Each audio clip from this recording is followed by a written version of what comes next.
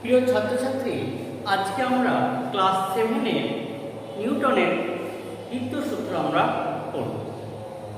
তো আশা করি নিউটনের যে প্রথম সূত্র তোমরা বাড়িতে পড়েছ। তো আজকে নিউটনের সেকেন্ড ল অর্থাৎ নিউটনের দ্বিতীয় সূত্র। তো এই সূত্র পড়ার আগে আমরা দেখব যে নিউটন সেকেন্ড সূত্রে কি বলতে চেয়েছে, অর্থাৎ নিউটনের যে বিবৃতি, সেই বিবৃতিটা আগে আমরা পড়ে। তাহলে কি বলছে, কোন বস্তু ভরবেগের পরিবর্তনের হার বস্তুটির ওপর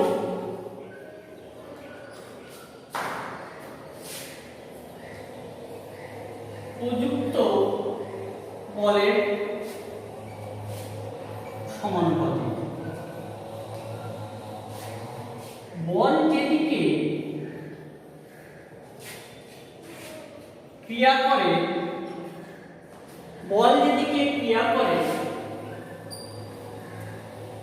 ভরবেগের পরিবর্তনও সেই দিকে ঘটে।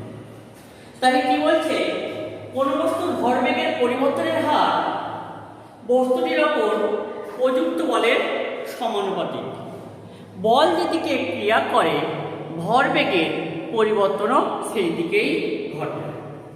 তাহলে এই তথ্য বা এই সূত্র পড়ার আগে আমরা কি এই মানেটা আমরাটাকে জানতে হবে, অর্থাৎ ভরবেগ বলতে কি বলছি। সাপোজ ধরো এখানে একটা m ভরের একটা বস্তু আছে, তাহলে এই বস্তুর উপর আমি যদি বাইরে থেকে m বল প্রয়োগ করি, তাহলে এই বস্তুতে একটা কিন্তু তোমার বলের, অর্থাৎ এই বস্তুটা যদি আমি বল প্রয়োগ করি তাহলে এই বস্তু কি হবে, তার সে গতিশীল হবে। আমি মনে করলাম এই বস্তুর উপর t সময় ধরে বল প্রয়োগ করেছি। বল প্রয়োগ করার ফলে এই বস্তুর ধরে নিলাম প্রাথমিক বেগ u এবং t সময় ধরে f বল প্রয়োগ করার ফলে বস্তুটা এইখান থেকে আমি ধরে নিলাম বস্তুটা কোথায়, এই অবস্থাতে চলে গেল। তাহলে যখন বস্তুটা এখান থেকে এখানে আসবে নিশ্চয়ই তার ভরের কোনো পরিবর্তন হবে না, তাই বস্তুর ভর কত এমনি থাকবে, কিন্তু বেগটা কি হবে, পরিবর্তন হবে। তাহলে আমরা বলেছিলাম যে প্রাথমিক বেগ u ধরি এবং অন্তিম বেগ কত v ধরা হবে। তাহলে এবার আমি বলি যে এই বস্তুর ভরবেগটা কত, অর্থাৎ ভরবেগ বলতে আমরা বুঝি কোন বস্তুর ভর এবং বেগের যে গুণফল, কোন বস্তুর ভর এবং বেগের যে গুণফল সেটাকে আমরা কি বলবো, ভরবেগ। অর্থাৎ আমরা কি বলতে পারি, ভর ইনটু বেগ। তাহলে ভরবেগ বলতে বোঝায় কোন বস্তুর ভর এবং বেগের যে গুণফল সেটাকে আমরা কি বলবো, ভরবেগ। তাহলে আমরা কি বললাম যে m ভরের একটা বস্তু ছিল, ওই বস্তুর উপর যদি আমি f বল প্রয়োগ করি t সময় ধরে, তাহলে বস্তু তার প্রাথমিক অবস্থান থেকে এই অবস্থানে এলো, যার ফলে আমরা বস্তুর বেগের তার পরিবর্তন কত হলো, u থেকে v তে পরিবর্তন হলো। তাহলে এই বস্তুর প্রাথমিক যে ভর অর্থাৎ ভরবেগ, তাহলে সেটা কত হবে, mu, যেটা আমরা বললাম ভরবেগ মানে ভর এবং বেগের যে গুণফল। তাহলে এইটা কি হলো, তোমার প্রাথমিক ভরবেগ, প্রাথমিক ভরবেগ, যেটা আমরা কত পেলাম, mu। তাহলে অন্তিম ভরবেগ তাহলে আমরা কত পাবো, অন্তিম ভরবেগ তাহলে কত পাবো, mv। তাহলে কি বলছে, ভরবেগের পরিবর্তন। তাহলে ভরবেগের পরিবর্তন বলতে বোঝায় আমরা অন্তিম যে ভরবেগ তার থেকে যদি আমরা প্রাথমিক ভরবেগ যদি বাদ দিই তাহলে সেটা কি বলবো ভরবেগ। আমি এখানে ধরে নিলাম ভিটা বড় এবং কিউটা ছোট, অর্থাৎ ভি এর মানটা বেশি হবে এবং কিউ এর মানটা কি হবে কম হবে। তাহলে ভরবেগের পরিবর্তন কত হবে? তাহলে ভরবেগের পরিবর্তন mv মাইনাস কত mu। আমি যদি এখান থেকে m কমন নিই তাহলে কত হবে v মাইনাস u। তাহলে পরিবর্তনের হার মানে কি? তাহলে পরিবর্তনের হার মানে এই যে ভরবেগের যে পরিবর্তন হলো, তাহলে বস্তুটা কি এইখান থেকে এইখানে এসেছে, তাহলে এই অবস্থান থেকে এই অবস্থান আসার জন্য ওই বস্তুটির টাইম লেগেছে। তাহলে ওই টাইমের মধ্যে যে ভরবেগের পরিবর্তন হয়েছে তাকে যদি আমরা সময় দিয়ে যদি ভাগ করি তাহলে সেটাকে আমরা কি বলবো ভরবেগের পরিবর্তনের হার। তাহলে ভরবেগের পরিবর্তনের হার তাহলে কত হবে? তাহলে ভরবেগের যে পরিবর্তন ছিল সেটাকে আমরা কি করব এই টি দিয়ে ভাগ করব। দেখো আমরা যখন ত্বরণ করতে গেছিলাম তখন আমরা ত্বরণ সমান সমান কি বলেছিলাম যে a সমান সমান v মাইনাস u বাই কত কি বলেছিলাম? তাহলে দেখো তো এইটা কি ত্বরণ না? তাহলে এখানে কত বলতে পারি f ইনটু a। তাহলে আমাদের যে সূত্রে সেই সূত্রে কি বলছে এই যে ভরবেগের পরিবর্তনের হার, অর্থাৎ কোনো বস্তুর উপর আমি যত বেশি বল প্রয়োগ করব তাহলে ওই বস্তুর ভরবেগ কি হবে তত বেশি হবে। যদি আমরা কম বল প্রয়োগ করি তাহলে বস্তুর ভরবেগ কি হবে কম হবে, আর যদি বস্তুতে আমরা যদি বেশি বল প্রয়োগ করি তাহলে ওই বস্তুটা কি হবে তার ভরবেগও কিন্তু বেশি হবে। তাহলে দেখো দুটো জিনিসই অর্থাৎ দুটো রাশি যদি বাড়তে থাকে অথবা দুটো রাশি যদি কমতে থাকে তাহলে সেটাকে আমরা কি বলি সরল সম্পর্ক। তাহলে এইখানে আমরা ঠিক তাই, অর্থাৎ f বল প্রয়োগ অর্থাৎ f ভরের উপর যদি আমি f বল প্রয়োগ করি অর্থাৎ f টা যত বেশি প্রয়োগ করব তাহলে কি হবে তার ভরবেগ কিন্তু তত বেশি হবে। যদি f টা কম করি তাহলে তার কি হবে ভরবেগ কম হবে। তাই এই সূত্রে তোমাকে সেটাই বলছে যে ভরবেগের পরিবর্তনের হার কেমন হবে প্রযুক্ত বলের সমানুপাতিক। তাহলে সমানুপাতিক তাহলে আমরা যে চিহ্ন ইউজ করি সেই সমানুপাতিকের চিহ্নটা কেমন তোমার এরকম। তাহলে আমরা কি বলতে পারি f various f into a।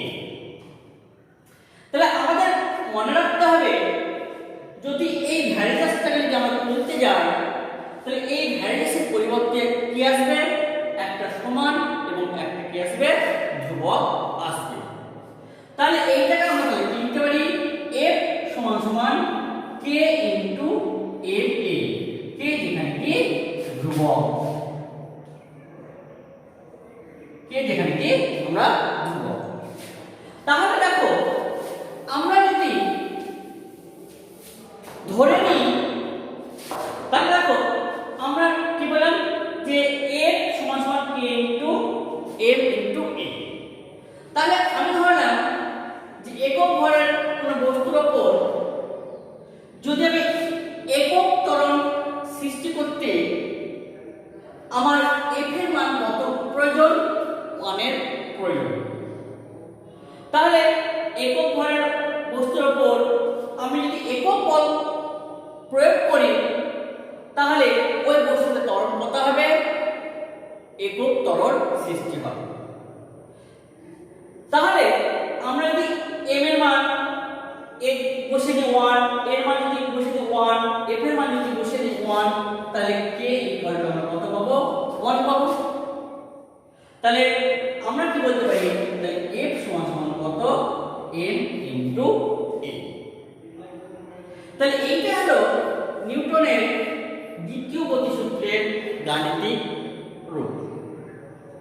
তাহলে দেখো নিউটন যে গাণিতিক রূপটা দিল অর্থাৎ নিউটনের দ্বিতীয় গতিসূত্র থেকে যে গাণিতিক রূপটা পেলাম সেটা কি কত M A.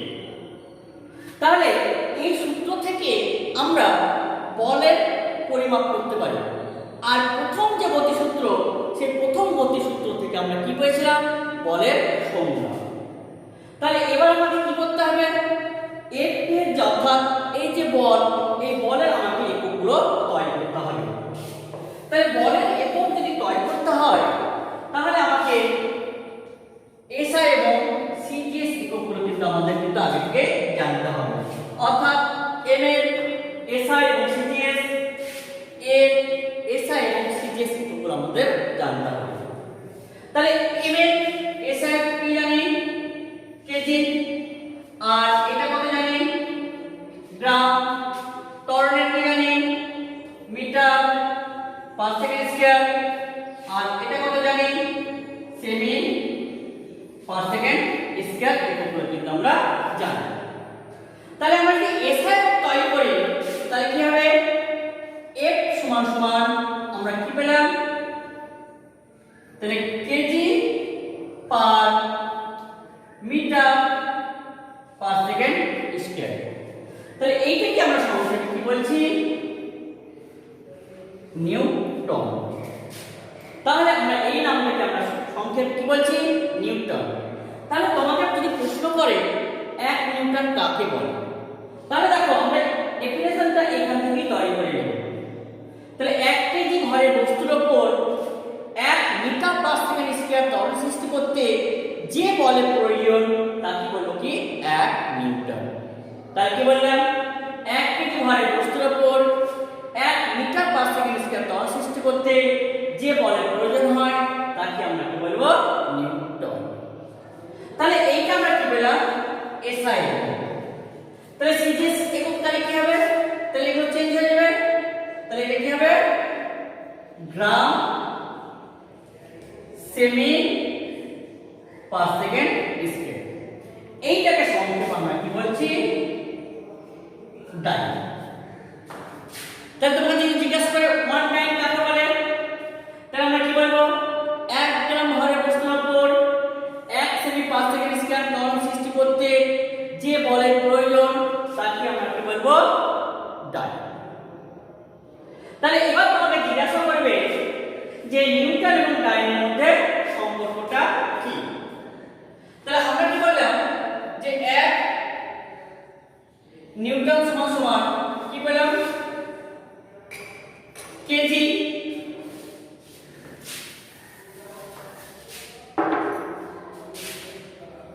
Metre per second. আর 1 ডাইন মানে আমরা কত পেয়েছিলাম? তাহলে 1 ডাইন সমান সমান গ্রাম সেমি পার সেকেন্ড স্কয়ার। তাহলে দেখো, তাহলে আমাকে এসআই একক থেকে কোথায় যেতে হবে? সিজিএস একক। তাহলে আমরা 1 কেজি মানে কত জানি? এটা 1 ধরি, এটা 1। তাহলে 1 কেজি মানে কত? 1000 গ্রাম। আর মিটারটা কোথায় নিয়ে যেতে হবে? সেমিতে। তাহলে 100 সেমি পার সেকেন্ড স্কয়ার। তাহলে এটা দেখো কত অপশন হলো? 3টা, 2টা, 5টা। তাহলে গ্রাম সেমি পার সেকেন্ড স্কয়ার। তাহলে এটাকে আমরা কি লিখতে পারি? 10⁵ গ্রাম সেমি পার সেকেন্ড স্কয়ার। আর এইটাকে দেখো আমরা কি বলতে পারি? অর্থাৎ এইটা মানে তো ডাইন। তাহলে কি হলো? 10⁵ ডাইন। তাহলে আমরা কি বলতে পারি? 1 নিউটন সমান সমান 10⁵ ডাইন। তাহলে তোমাদের সিলেবাসে এইটুকুই আছে, এইটুকুই ভালো করে পড়বে। তাহলে আবার বলে দিই যে আমরা এখান থেকে কি পড়বো? নিউটনের সূত্র পড়বো। নিউটনের যে গাণিতিক রূপ অর্থাৎ দ্বিতীয় সূত্রের যে গাণিতিক রূপ সেটা কি? F * a অর্থাৎ প্রযুক্ত বল সমান সমান বস্তু ভর ইনটু বস্তুতে উৎপন্ন ত্বরণ শক্তি। এইটুকুই তোমাকে মনে রাখতে হবে। তাহলে এখান থেকে একটা কনফিউশন প্রশ্ন থাকে যে নিউটনের প্রথম গতিসূত্র এবং দ্বিতীয় গতিসূত্র থেকে কি পাই? প্রথম গতিসূত্র থেকে আমরা কি পাই? প্রথম গতিসূত্র থেকে বলের সংজ্ঞা পাই এবং দ্বিতীয় গতিসূত্র থেকে কি পাই? বলের পরিমাপ। তারপর আমরা কি করব?